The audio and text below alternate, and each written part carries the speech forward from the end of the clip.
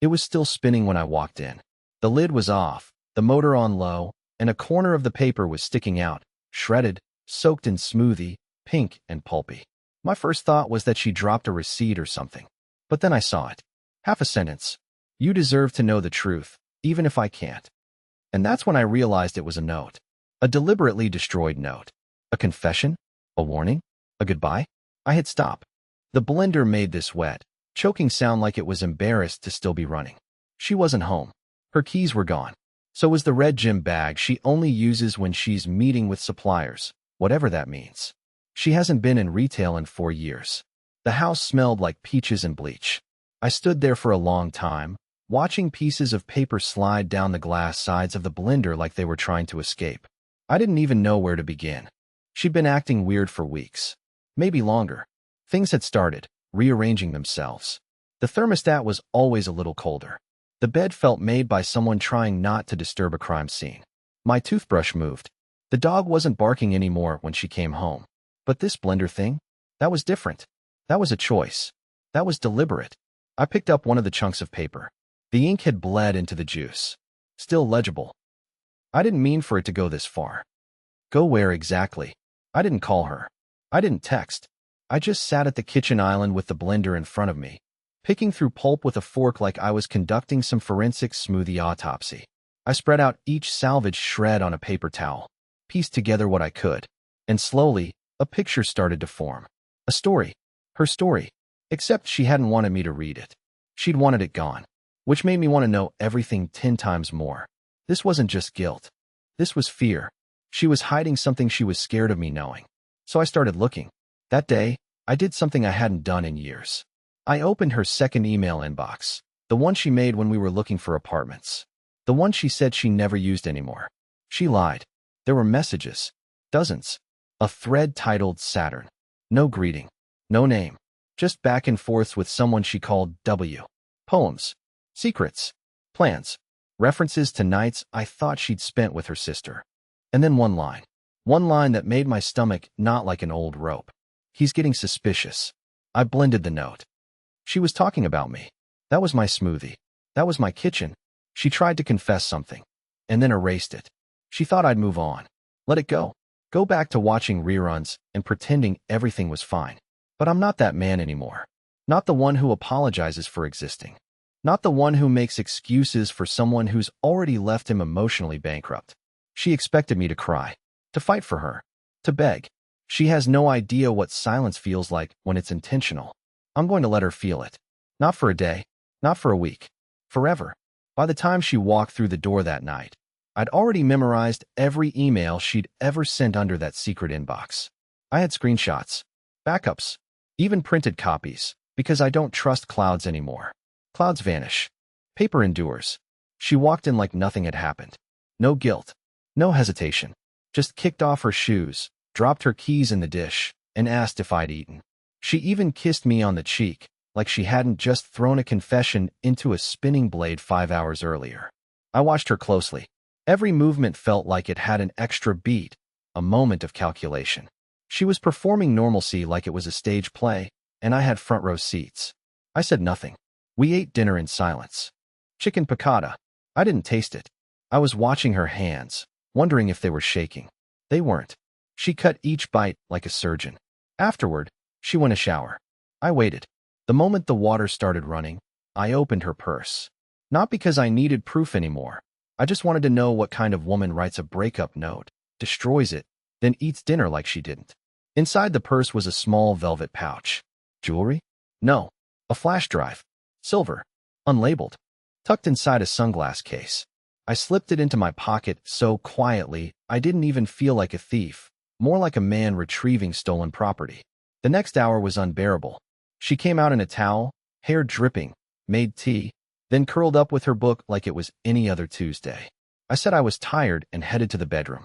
She barely looked up. Once the door was shut, I plugged in the flash drive on my old laptop, the one she didn't know I still used. It whirred to life like it was nervous too. Inside were 3 folders. One was named Logo Concepts, a decoy, empty. The second was a set of videos. I didn't open them. Not yet. I didn't want to skip to the end. I wanted the full story. The third folder was titled "For When It's Done." Inside was a single document. Contingency letter. It was written like a legal briefing, but not by a lawyer. It was from her, to someone unnamed. Not me. Not W. Just someone else.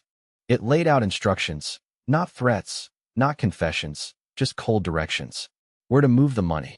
What accounts to close. Which version of the story to tell. How to handle me. I stared at that last line for a long time.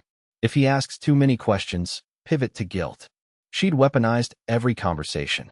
Every tear. Every silence. All of it had been engineered. Calibrated. Like I was some final project in emotional manipulation. And still, I said nothing. The next morning, she was chipper. Humming. Making toast. Wearing that scarf again. I wanted to rip it off her neck and throw it in the fireplace. But instead, I told her she looked beautiful. She smiled like she still believed I was dumb enough to mean it.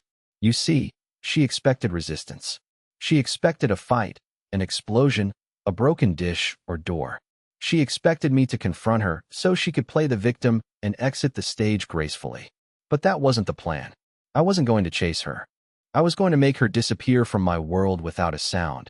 Emotionally, mentally, spiritually.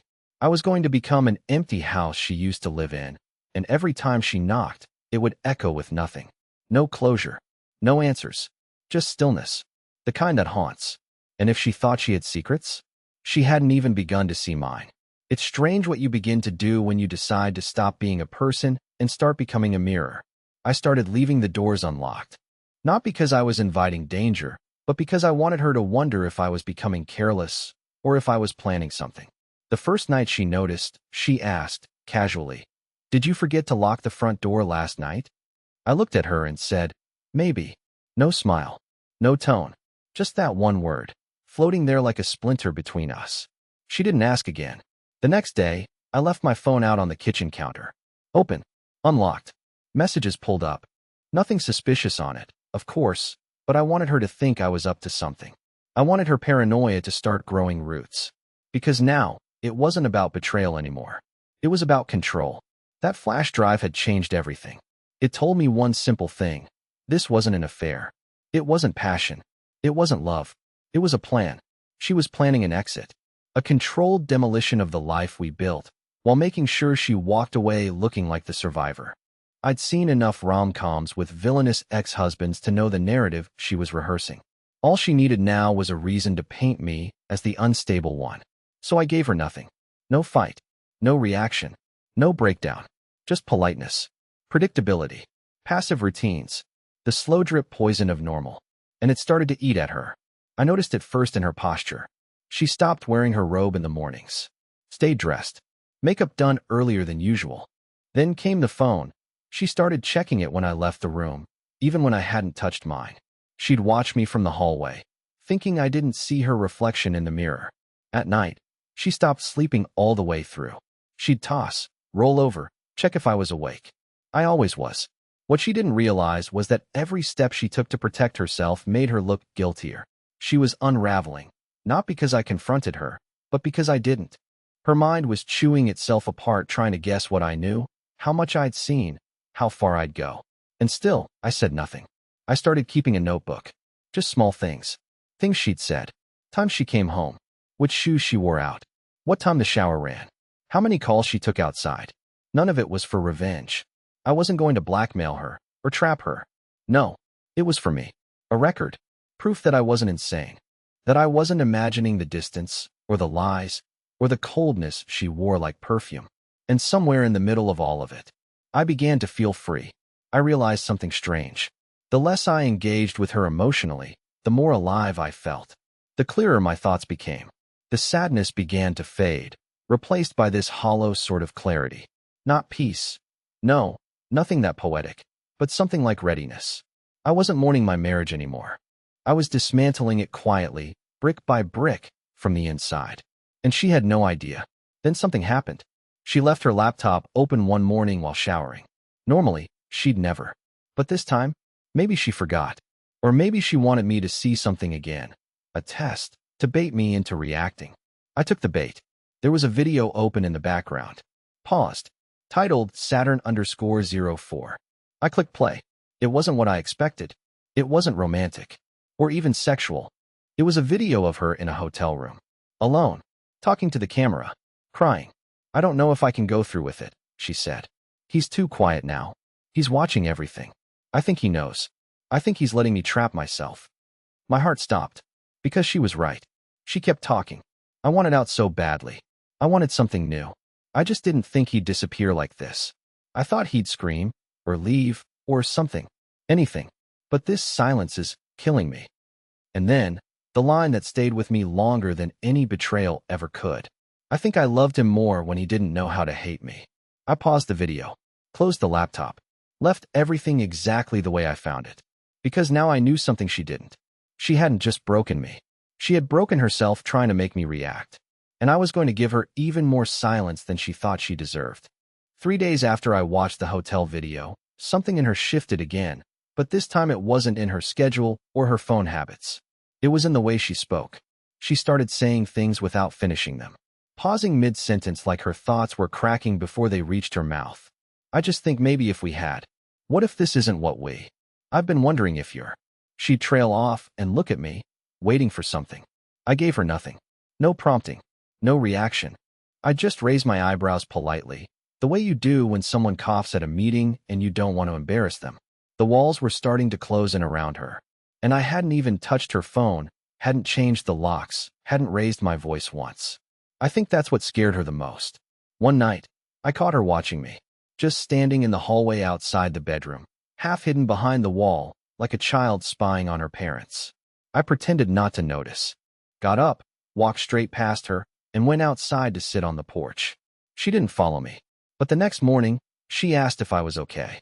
Not because she cared, but because she didn't know anymore. She didn't know if I was sad, or furious, or packing a bag, or hiding something of my own.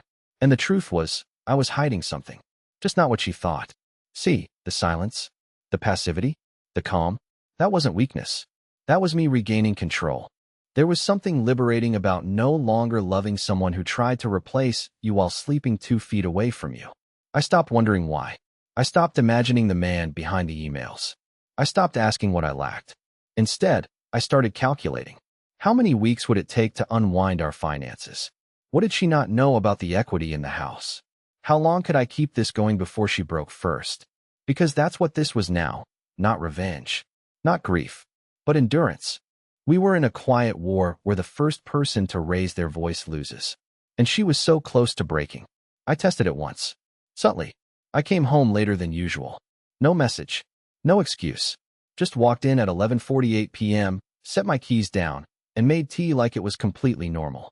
She was on the couch, awake, pretending to read a book she hadn't turned a page in. She looked up, face neutral. "Where were you?" "Out." "Out where?" "Just out." She waited for more. I gave her none. And in that moment, I saw it. A flicker of fear. The same kind she once made me feel. She didn't trust me. Perfect. 2 nights later, she brought up counseling. Said it like it was a casual suggestion, something she'd been thinking about. I said sure. Let's do it. I never called the therapist. I wanted her to. I wanted her to initiate every step. Every attempt at repair. I wanted her to feel the weight of fixing something she didn't believe I knew was broken. But she didn't make the call either. Because she didn't want to repair it. She wanted to be seen trying. It was theater. A performance in case I confronted her. In case she needed to tell friends and family that she really tried to make it work. So I applauded her from the audience. One night, I pulled up a document on my computer, made sure she saw it. A long spreadsheet. No title. Just names, dates, line items. I left it open, walked away. She looked. She had to. I knew she did because that evening she asked, "Do you ever think about starting over?" I looked at her for a moment too long before I answered. Every day. And that was it. She didn't ask what I meant. Didn't cry. Didn't confess. But that night, she didn't sleep. I could hear her breathing. Shallow. Awake. She turned her back to me and stayed still until morning. I didn't move either. We were 2 people lying in the grave of something we both buried. One of us just didn't know the other had already let go of the shovel. And in the morning, she made 2 cups of coffee, but only drank hers. That was the morning I knew she was preparing her exit. And I was finally ready to let her go, just not before letting her feel every inch of what it means to be erased in silence. I didn't move out. I didn't change the locks.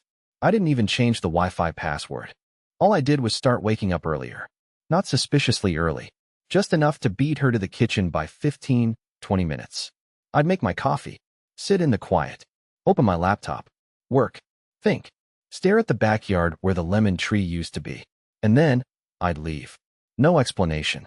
No goodbye. Not even a note. That's what started to really unnerve her. Because for the first time in our entire relationship, I wasn't available. Not emotionally, not physically, not even conversationally. I didn't ask how she slept. I didn't ask about her day. I didn't even ask if she needed anything from the store. I wasn't cruel, just absent. But what do you do with a man who disappears while standing right in front of you? She tried everything to get me to react without asking outright. Made my favorite dinner, pot roast with thyme and lemon zest, even though we were out of lemons. She burned it, but still. I thanked her, ate a few bites, washed my plate, said, "That was thoughtful," and went upstairs. She hovered in the doorway that night. I could feel her eyes on the back of my head. I pretended to sleep. She didn't leave the room. She just stood there for a long time, the kind of stillness that makes you question if someone's breathing. The next day, she texted me 3 times from work. The messages were small, unsure. "Thinking of you. Hope your morning's okay. You seem tired." I didn't respond. Not immediately. I waited until after dinner, when we were both in the living room.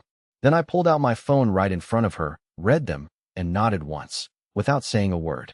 She didn't send any more. That weekend, I found a key under her side of the bed. Not a house key. Not a car key. Small. Brass. Could have been for a drawer. A locker. A mailbox. I didn't ask. Instead, I left it on the kitchen counter. Centered. Alone. The next morning, it was gone. No mention of it. No explanation. But that day, she came home early.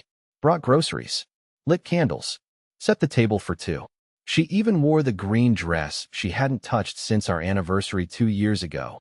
The one with the tiny back zipper she always asked me to help with. And when I walked in, she smiled. "Thought we could talk," she said. I smiled back. "Sure," I said. "What about?" She blinked. Didn't answer. Because she didn't have a plan. She expected me to open the gate. To rescue the conversation. To lead her into confession so she could collapse into regret like it was a mattress she'd been carrying too long. But I wasn't interested in easing her fall. So we sat. We chewed through a quiet dinner while the candles burned lower and lower. She looked beautiful. Controlled. Hollow. Like a painting of someone trying to remember who they were before the frame cracked. After dinner, she finally spoke. "I've been thinking a lot about how we got here." I nodded. She kept going. "I know something shifted. I can feel it. And I know I'm part of that. I want to be honest, but I don't know where to start." I didn't say anything. I let her sit in the discomfort of her own sentence. She stared at me, waiting, maybe even pleading. "Ellis," she said. My name sounded smaller in her mouth than I remembered. "Please, say something." I looked at her and gave her the only truth I could offer. "You already did." She froze. And for the first time since this began, I saw something in her face that wasn't manipulation or guilt or strategy. I saw fear. Not of me, but of the unknown. She had controlled every part of this story, right up until I stopped playing along. And now, with the stage lights still on, the audience gone quiet, and no lines left in the script, she realized she was standing alone. She wanted to fix it. She just didn't know how to fix something that looked so intact from the outside, but had already collapsed under the floorboards. Later that night, she cried. Not loudly, not dramatically, just a small, steady sob under the covers. The kind people do when they know no one is coming to comfort them. I listened, and I waited, because even though I could hear her breaking, I wasn't going to be the one who picked up the pieces this time. On Wednesday morning, I sent a bouquet of white lilies to an address 2 blocks from our house. The name on the card was Faye Alden, and the note said, "Thank you for last night. You made me feel human again." I paid cash, used a new burner email, walked into the flower shop in person. I even added a phone number, a fake one I'd written on an old Post-it note in my desk drawer months ago, back when I used to daydream about disappearing into someone else's life. There is no Faye Alden. But Marin didn't know that. I made sure she saw the charge on the credit card. Not suspiciously, just subtle enough. Something she'd find if she were already watching. And she was watching. I saw the shift that afternoon. A quiet, rattled energy. She made coffee and forgot to turn off the machine. She double-locked the back door, something she hadn't done in years. When I walked into the room, she paused whatever she was typing and minimized it like a teenager hiding a crush. She didn't mention the flowers. Not that night. Not the next. But her silence changed. It was no longer cold. It was calculating. She stopped reaching out. Stopped trying to win me back with forced vulnerability or performative guilt. Something behind her eyes went quiet, but not in the way mine had. Hers was tactical now. Defensive. Alert. She'd taken the bait. The next day, I came home to find the closet rearranged. Subtle, but enough. She was inventorying. Checking for gaps. Missing items. Escape routes. Her passport was no longer in the drawer we both kept our travel documents in. Neither was the emergency cash we used to keep for road trips. And when I opened the fridge, all the leftover meals I'd made that week, gone. Thrown out. She replaced them with takeout containers. Labels ripped off. No receipts. She was creating her own evidence trail. One where I'd stopped trying. One where I'd emotionally withdrawn and, maybe, stepped out. The kind of setup that could justify leaving. Or blaming me when she did. But what she didn't know, what she could never prove, was that none of it was real. There was no affair. No other woman. No betrayal beyond silence. She was reacting to shadows. And I wanted her to keep chasing them until the walls closed in. By Friday, she snapped. Not in a loud way. No screaming, no slamming doors. Just a breakdown in her voice. I was folding laundry, of all things, and she leaned against the doorframe with her arms crossed, trying to look casual. You've been distant. I didn't respond right away. Just finished folding a pair of jeans and placed them in the drawer. She stepped closer. Ellis, I'm serious. I looked up at her and said calmly, so be serious. She opened her mouth, closed it, then laughed, not because anything was funny, but because she didn't know what else to do. Is this punishment? She asked. I raised an eyebrow. For what? You know what. Do I? She didn't speak for a long time. Just looked at me, like she was trying to guess what version of me she was talking to. And then, the moment I knew we were officially on the edge, she said, if you think you're the only one who could have walked away, you're wrong. It wasn't an admission. It wasn't even a threat. It was a slip. The kind people make when they're tired of hiding. I didn't press her. I didn't ask who. I just nodded, folded another shirt, and said, good to know. She walked out. And that night, for the first time in months, she didn't sleep in our bed. I heard her pull the guest room door shut at 1:16 a.m. I didn't follow. I didn't ask. And in the morning, I left earlier than usual, made sure to leave a coffee cup in the sink, an unwashed dish, and one of her scarves on the coat rack. Even though she hadn't worn it in weeks. She'd see all of it. Overanalyze every piece. Try to match patterns that didn't exist. Because now, she wasn't unraveling because of what she did. She was unraveling because I no longer looked like the man she betrayed. I looked like a stranger. And soon, she was going to find out just how far I was willing to let that stranger go. Saturday morning, I left the house wearing a jacket that still had an old movie stub in the pocket, a detail I knew she'd notice. She used to love going through my jacket pockets. It was a dumb little ritual between us years ago. She'd joke that I kept my secrets in sleeves. And I always let her look. I hadn't worn that jacket in almost a year. When I came home later that afternoon, I left it draped over the back of the couch. Not thrown, not hidden, just placed. Casual, but deliberate. A small breadcrumb in a trail that led nowhere. She found the ticket that night. It was from a film she didn't see with me. I heard her unfold it in the other room. That crisp paper sound followed by the stillness that comes when a person's world tilts a few degrees. She didn't ask. Not right away.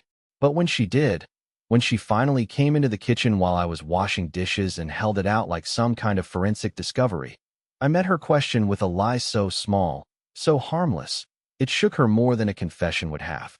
Oh, I said, that's not mine. She blinked. It was in your jacket. Yeah, I shrugged. Maybe I lent it to someone. I don't remember. You don't remember lending your jacket? Nope. And that was it. I turned back to the sink and kept scrubbing a plate that didn't need scrubbing. I could feel her still standing behind me, trying to decide whether to explode or disappear. Eventually, she disappeared. That night, I didn't hear her footsteps in the hallway. I didn't hear her brushing her teeth. No water. No lights. Just silence from the guest room, but not the good kind. The kind that sounds like something final being decided. And I knew why. It wasn't about the movie ticket. Or the lie. It was the realization that I was no longer emotionally invested enough to tell a believable lie. I didn't care if it made sense. I didn't care if she bought it. I wanted her to feel the edges of uncertainty in everything I said, because I'd felt that same edge for years. The thing is, she wasn't wrong to think something was going on. There was something, just not with another woman. There was a second bank account. Not much in it, a few thousand. All quietly transferred over months from personal expenses and overpaying joint bills. Just enough for a deposit. First month's rent. Some breathing room. There was also a storage unit. Half an hour outside the city. Climate controlled. Paid 6 months ahead. Inside, a few boxes of clothes, backup hard drives, a second laptop, one framed photo of my mother, and Max, the stuffed dog I'd had since I was 6. Because the plan was never to win. It was to leave so quietly she wouldn't even be sure if I ever existed the way she remembered me. But here's the thing I hadn't planned on. I started missing her. Not the woman in front of me, but the one who used to fall asleep during movies. The one who used to leave notes in my sock drawer. The one who once cried while watching a commercial for a car she couldn't even drive.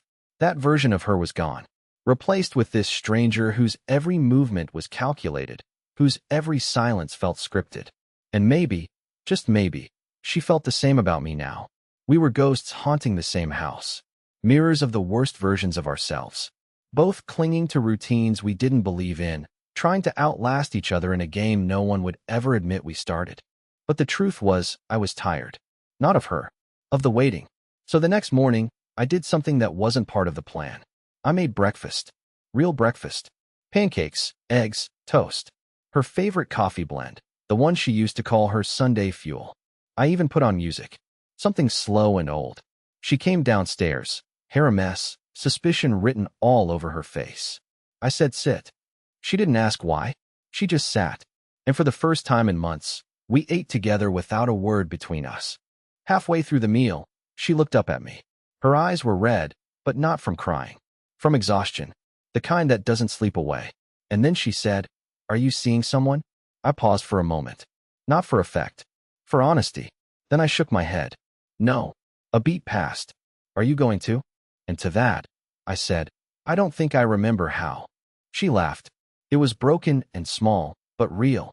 It caught both of us off guard. Then she whispered something so quiet I almost didn't hear it. Neither do I. For a moment, we weren't enemies. Not soldiers. Not strangers. Just two people sitting in the ruins of something that used to be sacred. And I almost thought, maybe, that this could be a turning point. Until she added, just as softly, "But I think I want to." I didn't answer her right away. When she said she wanted to remember how, I could have asked 100 questions. About who? About when? About whether she meant someone new, or if she was still thinking of the version of me she left behind. But I didn't ask. Because for once, the silence didn't feel like a weapon. It felt like air returning to a room that had been sealed too long. We finished breakfast. She cleared the plates without a word. I didn't follow her to the sink. I just watched her. Not like I was studying her for tells or inconsistencies, but like I was seeing her for the first time in months. Maybe years. And she looked tired. Not just physically. She looked like someone who had spent too long trying to hold a version of herself together that didn't fit anymore. And I wondered, not out of bitterness, but actual wonder, if maybe I was the same. Around noon, she came back into the room with her car keys in her hand and a small envelope. She placed it on the coffee table in front of me. "I was going to leave this," she said. "Just disappear. I thought that'd be easier." I nodded. "You still can." She shook her head. "I don't want it anymore." I opened the envelope. It was a letter, her handwriting, rushed but still neat. It wasn't a confession. It wasn't a plea. It was just a map of where her head had been. How she lost herself. How she started pulling away long before she realized it. How it scared her that I didn't fight back when she pushed. "It felt like a test," she wrote. "And when you passed it, I didn't know who I was anymore." That line hit harder than I expected. Because maybe I had passed her test. But maybe the test was the problem in the first place. When I looked up, she was crying. Quietly. Not begging. Just crying. And then she did something I didn't expect. She apologized. Not for everything. Not for the exact details I'd uncovered or the secrets I hadn't mentioned. Just for the harm. The space. The slow abandonment. She didn't justify it. She didn't try to make it poetic. She just said, "I'm sorry I hurt you." And I realized I hadn't needed an explanation. I just needed to know that she knew. We sat for a long time. No plans. No timeline. The war was over, and no one had won.